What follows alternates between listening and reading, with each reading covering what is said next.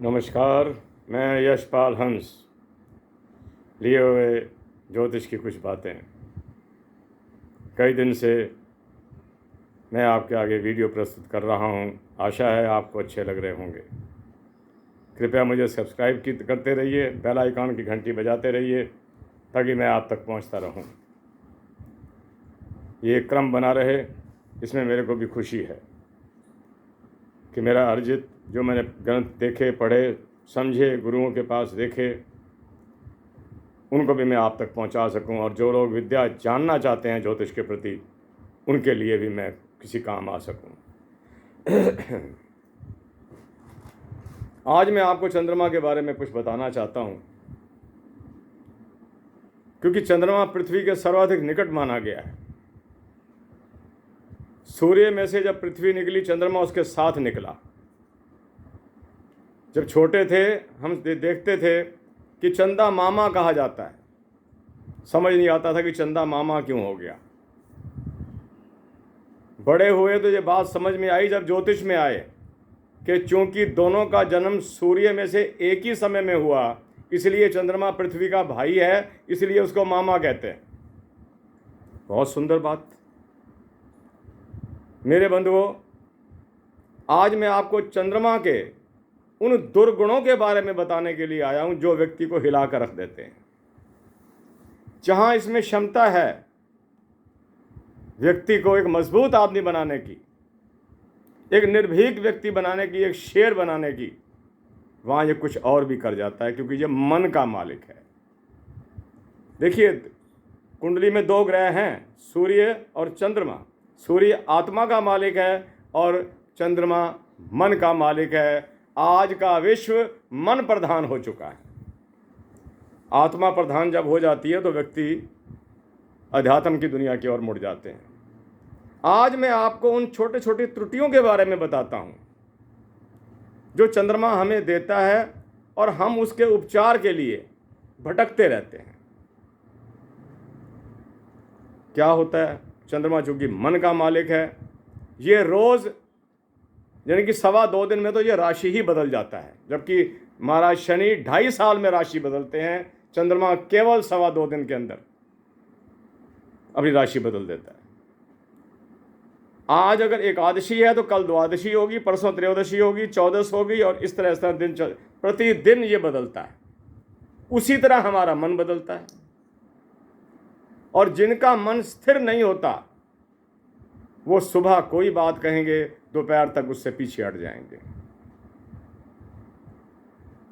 बिल्कुल, इसको आप एक पत्थर की लकीर समझ लेना। अगर चंद्रमा मजबूत नहीं है तो ये आपको काफ़ी दुखी करेगा। आपको अंदर से भी ग्लानि आती रहेगी और समाज में भी आपको वो मान और सम्मान नहीं मिलेगा जो एक पक्के मन वाले को मिलना चाहिए। दूसरी बात, अगर चंद्रमा कुंडली में कहीं नीच का बैठ जाए, नीच का मतलब नीचता नहीं होता, नीच होता है अपनी उच्च राशि से विपरीत बैठ जाना। अब उच्च राशि इसकी वृष है तो 7वीं राशि उससे वृश्चिक हो गई। जो उसमें बैठ जाए, व्यक्ति अपने आमोद प्रमोद पर, अपनी इंजॉयमेंट पर ऑफ द लाइफ पता नहीं कितना रुपया नष्ट कर देगा। ये चंद्रमा का दुर्गुण। मैंने कई ऐसे लोग देखे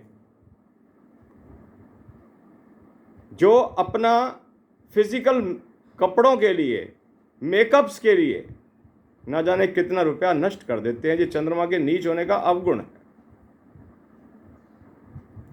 तीसरी बात, इनमें आज आप ये मत कहिएगा कि मैं कुछ बुरी बातें बता रहा हूं।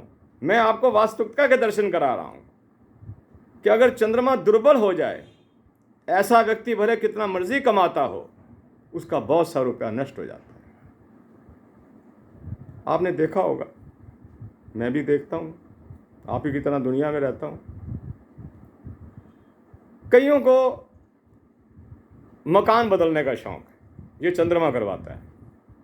कईयों को गाड़ी बदलने का शौक है, ये भी चंद्रमा करवाता है। हर चीज के अंदर कुछ घंटे के बाद, कुछ महीनों के बाद, कुछ सालों के बाद, कुछ दिनों के बाद परिवर्तन। अगर चंद्रमा अच्छी स्थिति में हो तो ये बात कभी नहीं आएगी। अगर चंद्रमा दुर्बल हो जाए कुंडली के अंदर तो व्यक्ति हर क्षण बदल रहा है, हर क्षण बदल रहा है। बंधुओं, 5 मिनट तो मुझे हो गए।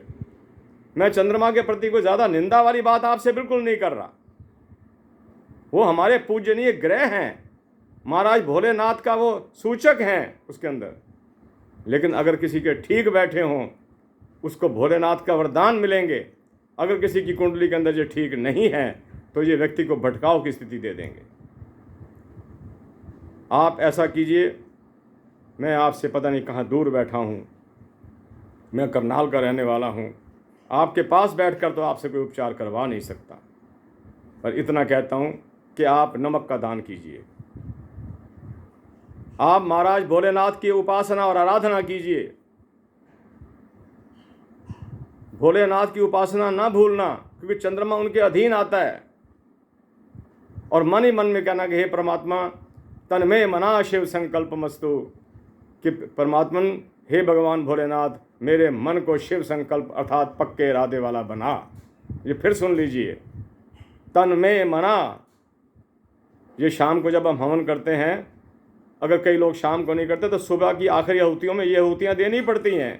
इसमें यही कहना पड़ता है, तन में मना, मेरा वो मन जो प्रभु आपने मुझे दिया है, तन में मना शिव संकल्प मस्तु। शिव का मतलब यहाँ पर दृढ़ता है कि मेरा मन पक्के इरादे वाला बने। अगर मैंने आज विचार कर लिया, सोच विचार कर लिया कि ये काम करना है, तो मैं उस पर दृढ़ हो जाऊं। ये ना हो कि कुछ घंटे के बाद फैसला किया, नहीं जी वो मान नहीं रहे।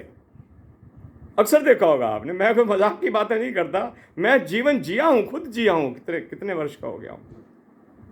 वो जी वो टेलीफोन आ जाएगा, संदेश आ जाएगा जी, वो बात बन नहीं रही।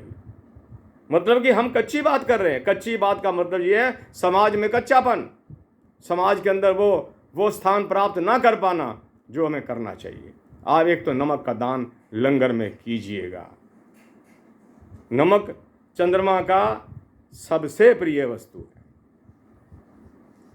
एक थीसिस में लिखना भी पड़ा था हमारे को, उस पर फिर कभी लंबी चर्चा करूंगा, क्योंकि वो बोलते बोलते उसमें 10 मिनट और लग जाएंगे।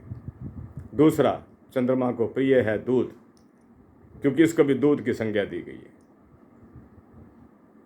मैं आज चंद्रमा की इस छोटी सी जो उद्गार में प्रकट कर सका अपने, कि चंद्रमा एक ऐसा प्लैनेट है, या तो उठा देगा या गिरा देगा। और शनि की तरह नहीं कि कुछ सालों के लिए उठा दिया और कुछ सालों के लिए, ये क्षण क्षण व्यक्ति को बदलता है। अभी कुछ सोच होगी, कभी कुछ सोच होगी। मैं यहाँ तक बता देता हूँ कि घर में कहेंगे सब्जी ये खानी है, जब सब्जी मेज़ पर आ जाएगी, ये तूने क्या बना दिया। मन, आप अपने मन को काबू कीजिए, नियंत्रित कीजिए। यही बात जो 6 प्रार्थना के मंत्र शाम के आते हैं, उसमें बार बार यही बात कही गई है, तन में मना शिव संकल्प मस्तु। हे मेरे मन, तू पक्के इरादे वाला बन, तू पक्के इरादे वाला बन। अगर आपके इरादे पक्के नहीं हैं, इरादा क्या होता है? हमने कोई चीज़ लेनी है, उसका इरादा हमने कर लिया, जाके उसको लेने लगे। कईयों को आपने देखा होगा, कुछ लिया तो कुछ घंटे बाद वो लौट रहा है वापस, नहीं जी वो पसंद नहीं आया। इसका मतलब है कि हमारा मन पक्के इरादे वाला नहीं है। मेरी इन बातों के पीछे आप कोई अपनी घटना को मत तुलना कर लेना उसके साथ। मैं किसी को नहीं जानता, मैं अपने घर में रहता हूँ। मैं तो आपको वो बता रहा हूँ जो महाराज चंद्रमा के बारे में, कि अगर ये चंद्रमा कहीं नीच के वृश्चिक में आ जाएं, कहीं अपनी राशि कर्क के विपरीत मकर राशि में चले जाएं, तो ये आदमी को बना देते हैं फ्लिकरिंग माइंड का। माइंड फ्लिकर कर रहा है, सोचा कुछ, निर्णय कुछ, किया कुछ। आप इसके लिए नमक का दान कीजिए, दूध का दान कीजिए। और मैं आज की इस वार्ता को समाप्त करता हूँ। लगभग 10 मिनट हो गए, और ठीक कल मैं आपको फिर मिलता हूँ और ग्रहों के बारे में, जिनकी कमज़ोरियों के कारण हमारी ज़िंदगी में कमज़ोरियाँ पैदा होती हैं और हमारी ज़िंदगी के अंदर उतार चढ़ाव अजीब तरह के आते रहते हैं। कल मैं सूर्य पर भी चर्चा करूंगा, उसके बाद मैं बुध और मंगल पर भी चर्चा करूंगा कि अगर कुंडली में इनकी स्थिति ठीक ना हो तो ये किस प्रकार के कष्ट दे सकते हैं और उसको ठीक कैसे किया जा सकता है अपने घर बैठ के किया जा सकता है, या कैसे किस प्रकार उसका वैज्ञानिक आधार है उसको दूर करने का, ठीक करने का। इसी के साथ मैं यशपाल हंस करनाल से आपसे आज्ञा चाहूँगा और फिर निवेदन करूँगा, जहाँ तक मैं पहुँच रहा हूँ कृपया मुझे सब्सक्राइब करते जाइए अगर मैं आपको अच्छा लग रहा हूँ। अगर मेरी बातें आपको अच्छी लग रही हैं, सब्सक्राइब कीजिए, बेल आइकॉन की घंटी बजाइए।